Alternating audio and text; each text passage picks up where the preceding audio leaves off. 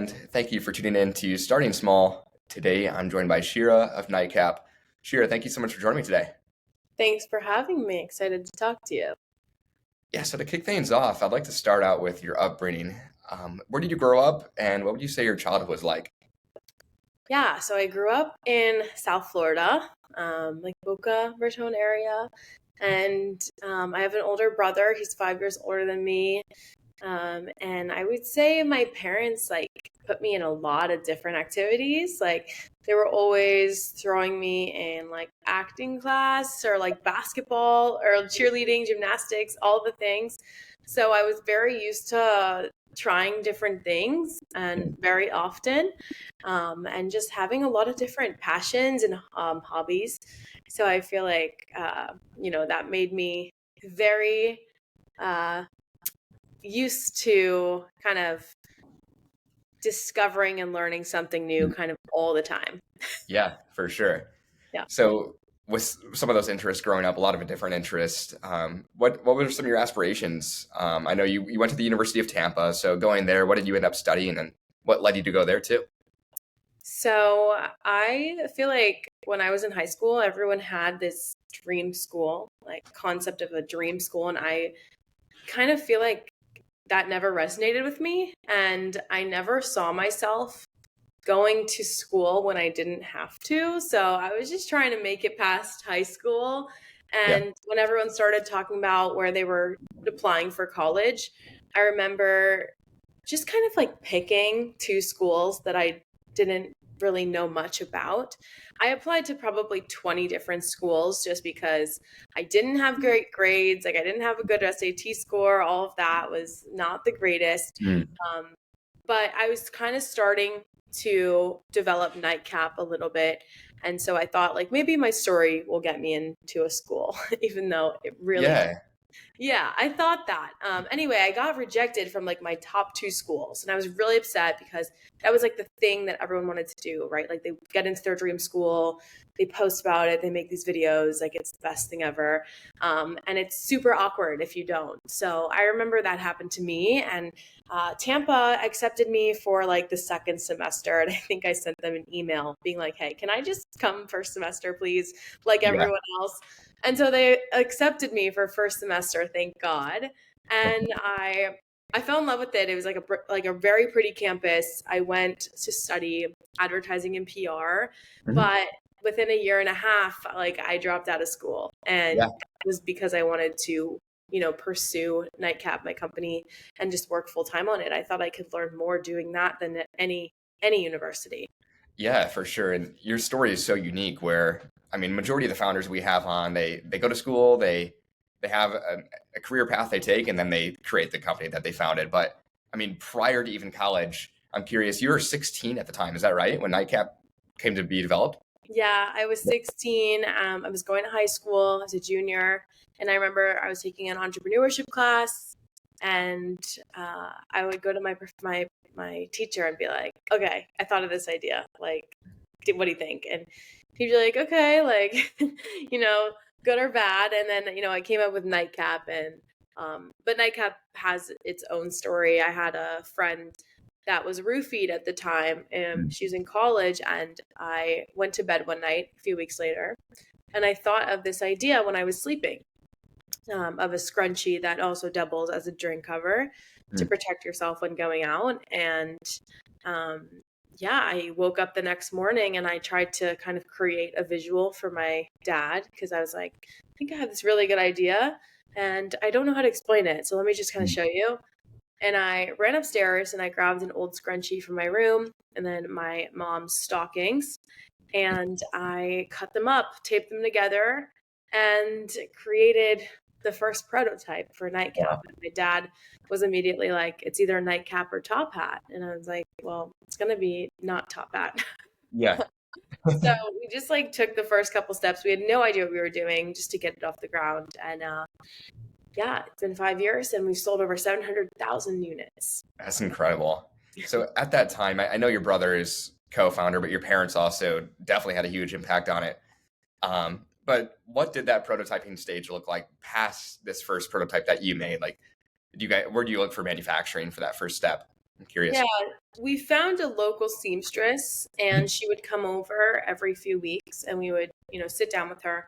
She'd have like a new prototype every week, made out of gymnastics leotard or textbook covers or socks. They were all different. We were just trying to figure out the functionality. So the color didn't actually matter. Like there would be like different rainbow patterns and it was definitely nothing close to what it is now, which is like solid black. But Yeah. uh, yeah, we started there and we were just trying to get the functionality. So she'd come over with different kinds of products, and every week we'd make like a little improvement. And then I think we had about 5 of those. And then on the 5th one, we took it and we sent it to a manufacturer in Dallas, Texas, where we started our first batch of orders. But we didn't have people that wanted the product in the beginning. Like nobody wanted it. And we had to start an Indiegogo crowdfunding campaign so we could raise money to actually, buy the inventory because we Yeah. didn't have any money. So we made a goal of like $12,000. We put it up on our Indiegogo and we called like friends and family, sent the link out to everyone. And eventually we hit our goal because we got picked up to go on Fox Business, and that really helped. But it was really hard in the beginning to get traction, and eventually, making it in Dallas was so expensive that we took it, and now they are made overseas. Wow. So, I mean, you mentioned that first Fox business feature, and it sounds like that was a pretty critical role for reaching this crowdfunding goal. Like, how did that come about? Like, just being so early stage, too. Yeah, so random and interesting, but I grew up going to like summer camp, and one of my friends in my big group of girls, like her mom was someone who was on Fox all the time. And she texted me one day and she was like, hey, like me and my mom are talking about what you're doing and she wants to get you guys on this show. And I was like, okay, sure. I think it was like she texted me that and we were in New York like 2 or 3 days later. Wow. It was very fast. And the guy, the show was called Making Money with Charles Payne. I think it's still on. And he took us and he was like, all right, 3, 2, 1, action, go. Like, just talk. And it was the scariest thing ever. But it really Wow. helped us. So I don't know Yeah. where we would be without that show. But yeah. So, what did that feature look like? Was it kind of a pitch towards the crowdfunding? Like, what? Yeah, it was. Yeah. Yeah, it was like, hey, we have this product. This is also a big problem. I was so nervous that I don't recommend going back and watching it. I had no idea what was going on. So yeah, it was really just telling people about our Indiegogo and leading them towards that. Incredible. So, doing that first production run, was that all sent to crowdfunding donors or sponsors? What did that first send out look like? I'm curious. Yeah, like I think we bought, I don't know how many it was, but I know we took all of the money, $12,000. And actually, it must have been more because so my brother was pitching at Florida State University. He won all 4 pitch competitions, and Wow. that was crazy. It's in Huge. itself. Yeah. So we had $15,000 from that. We had 12,000 from our Indiegogo, and then our parents gave us 18,000. So obviously, supportive parents, thank you for that. Yeah. Yeah, very helpful. And we took that money and we bought the first batch of nightcaps. I don't remember how many it was, but I could probably do the math. Yeah. And yeah, so we bought that first batch. We kind of just had this inventory sitting around, and I started well, it wasn't sitting around because a lot of the Indiegogo was pre-orders. So we were sending out those orders, right? So the extra inventory that we were left with, that we ended up selling because we just started posting on TikTok. And I would literally go like to a fake bar because I wasn't of age, and I would get like a soda, and I would order I would get a nightcap, a drink, and I would put a nightcap on the drink, and I would just videotape it, and 8 seconds long, throw it up on TikTok, put a little sound to it, and these videos were going viral, and it wasn't every single time, but here and there you would get one that like really popped off. And this was around like 2020, I think. And that's when there was one video that generated like $40,000 for us. And Wow. yeah, it was crazy. And we were like, what do we even do with this information? Like Yeah. $40,000 on one video, like, okay, that's crazy. And so we ended up applying for Shark Tank. And I think that really, really helped us get on the show, to know that Mhm. like there was people who actually wanted it. And Yeah. anyone has access to Yeah. TikTok or Instagram, free advertising. You don't have to be a professional at it. You figure it out as you go. But we still, to this day, just market organically on those platforms. Wow. Yeah, Yeah. that's incredible. With $40,000, for example, for one video, like what does that look like impression wise or view wise? And I want to say it was 6 million views, okay. a million likes, around there. So high engagement. But today, like, we don't even do that, Yeah. like, uh, Yeah. yeah, like, I don't know. I feel like it was the 2020 effect or I something, where agree. like a Yeah. really cool product hits the internet and everyone's like on it. Yeah. We do viral videos pretty often, and I don't know if we've seen something like that Mm. in a while. We did have one that like it did really, really well. And so we would take it and post it on different Instagram accounts. And this Mm. 1 8-second video probably made us like at least like $500,000, just because we would take Wow. it and like we would pay like different Instagram accounts to post it, and that would reach just so many people. But It's incredible. that was also in like, I think, 2020. So I don't know. Yeah, I mean, this is such a pivotal and massive momentum point for the company for sure. Yeah. At this point, and then applying to Shark Tank, what was Shark Tank after college? I'm curious when that was, Mm. your time at college. I filmed it right after high school. So Okay. right after I graduated high school, and then that was like August of 2020. And then I went to school. I went to freshman year, February of 2021. So I remember them being like, you can't tell anyone that you're doing this. Yeah. So, you want to make friends in college. You want to be like, hey, I was on Shark Tank. No, Yeah. like, you can't do that. Yeah. So I could not talk about it. I kept my secret shut for like 6 months. Wow. Wait, actually, this is not correct. I didn't go to school in February of 2021. I was able to tell people that it was airing around the beginning of the year in 2021. So while I filmed it in August of 2020, like Yeah. 6 months later, I was able to tell people that we were gonna, be on Shark Tank, and it was gonna I air. see. Yeah. So I remember Yeah. like going an entire semester of college being like hush hush. And Yeah. then my second semester, I was able to be like, okay, guys, like this is what's happening.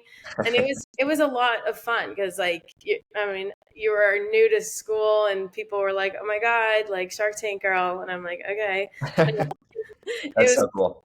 it was a great experience. Like Shark Tank was life changing for the company. Mhm. And, literally like the spike was unreal. We Yeah. tripled our sales that night, and Mm. there's nothing like it. So it was really awesome for us. That's incredible. So I actually applied for a company before for Shark Tank, Mosh, Patrick Schwarzenegger's company. And same situation. It's weird. It's ironic that I know that background too because they made it on about 4 months ago. And yeah, it was like a 7 month period where we couldn't say anything. But what does that relationship look like once they do approve? I haven't seen that back end. Once you do get onto the show, what does that process look like for you? Yeah, once you get on, you talk to producers for a little bit and like kind of figure out, okay, how do we pitch this in the best way possible? And for Michael and I, we had to quarantine in a hotel room for 10 days. Mm. And because I was a minor, my dad came with us. So we were like running around these two hotel rooms, like working out on one side of the room, having lunch on the other, pitching, like just kind of filling our time with, Yeah. with whatever we could. And so, I think a majority of the time we were pitching and just like Mm. trying to figure out how distracted we could get in order. We were basically like blasting music, trying to do our pitch. Like, so if our mind was somewhere else, like Yeah. we could still focus. And 10 days of that. And then they brought Mm. us out finally. And we walked in there. There's no music playing when you get on the show. And you think there's that little tune, there isn't. Yeah. So you go out there, you pitch. It was about 32 minutes, I think. And a lot of people can be in there for like 2 hours. Wow. So yeah, we got to deal with Lori, and now she's got 25% of NightCap. Wow. So you mentioned that spike there, that initial spike. What did fulfillment look like for you guys? What does that look like? Do you guys have a 3PL, or at that point, I'm curious? Yeah, well, we do now. Okay. We did then. We did then too. Okay. We've never we've always outsourced our products because that's just a whole other game. Yeah. So we try to outsource everything, like inventory wise and shipping, all that stuff, just because we want to focus on everything else, literally. So Yeah. we had $68,000 when we went on the show, and then I think we did like $200,000 when it aired that night. Wow. It was incredible, and yeah, I remember we got like really something happened with the weather, and in Dallas, where our fulfillment center was, and it threw back our shipments like weeks, and it was really bad, but shit happened, so it's okay. Yeah. No, for sure. But yeah, we sold a lot of nightcaps, but they prepare you for that. So that you're gonna, a lot of people are gonna be on your website, and you're gonna get a lot of orders. So you are ready to go. Like every company prepares themselves for that. Yeah. And have they re-aired the episode frequently as well? Do you get aware like when they are planning on doing that? What does that look like? Honestly, you'll get a little spike in sales, like a little one. And then here and there, like I'll get a picture from a random friend every time. It's someone so random. And it's just like a photo of me on Shark Tank, like in my, like texting me. And I'm like, okay, it must be re-airing right now. And it's like, okay, that's why we have a little spike in sales today. Love it. Yeah. So with product expansion, I know like the NightCap, the product alone is like the primary product, but you guys also offer like bundles, which is a great idea, like for bridal parties as well. Like when did that concept come to be, and what time was that? I'm curious. Yeah, pretty much everything that we've created, I feel like, is just a mirror or an answer to our customers. Like, we started with one product, was the scrunchie, and then we're like, okay, well, not everyone's a woman and not everyone wants to wear a scrunchie. And so we pivoted to a unisex option, which was a keychain. I love the keychain personally. It's like super easy. It's just like a little cover that goes in your keys. You can take it out with you. And from there, it was like, okay, now what do we do about seltzers and beer bottles? And people were commenting and taking pictures of their bachelorette parties, and we're like, why don't we like step into this space and give the bachelorettes nightcaps, but also like makeup wipes and hydration packets and shot glasses. So we have like a fun, everything that we've created is our concept for it is a fun solution to a serious problem. So we try to embody that with everything. Even our college box is super cool. Like, it has every single one of our products in there. And then we just came out with this really funny product that it's a little hand that goes over your drink. It's your beer bottle. But I saw this guy at the bar had like a hand on his pinky finger. And I was like, why? Like, why is this something that so many people have with no function? There's nothing, there's no point of it. People just wear them. And so I took it and I used it for a video, and everyone in the comments was like, what if we want the hand version? And so we made it. Love it. So yeah, it's really just like listening to what your people want and like just innovating from there. Love it. So I know like you guys have picked up so much virality in 2020 and 2021 with TikTok, amazing press features. But what do you find today? Like you mentioned, all organic. What marketing works well for you guys? What kind of content? So the most recent content that's been working for us is this new video that I've been going around doing, and it's spiking my friends' drinks with candy. So I go out and I put like Swedish Fish or gummy worms in my friends' drinks, and I video all of it. I clip it up to make it look like really fast, and it really does happen fast. But the visuals are so real that people really resonate with it because they don't understand how easy your drink can be spiked. And so it's reaching so many people. Like the most recent one has like 15 million views on just reels. And Wow. I mean, literally, like every time I post one of these videos, it's getting at least 1 to 5 million. Wow. It does so well. And so I realized that the amount of people sharing their stories on these videos is just crazy. And just like what they're sharing, and they also are talking about how these are videos that should be shared in schools, and it's obviously a very educational piece of content that it makes people realize and understand what's going on, and that to me is like better than showing the product, because I'm like, well, this is also helping people and probably making people a lot more aware of what could happen. So that's really what we've been doing recently, spiking my friends' drinks. And in a fun way, right? So like I trying to be light with it and just get a point across. I love it. So what would you say is the main demographic? It's a universal product, but overall who's buying the product? What do you see? Yeah, it's normally females, like 18 to 30, but it's also like parents and grandparents of females. And then we do like a lot of bulk orders to universities. So, different colleges will reach out, their health centers, their campus police, their Title IX organizations, and they'll reach out and just buy like a couple thousand in bulk. And so that's been a huge part of business for us that, I don't think we realized that in the very beginning, but huge part of our business is working with universities to keep students safe.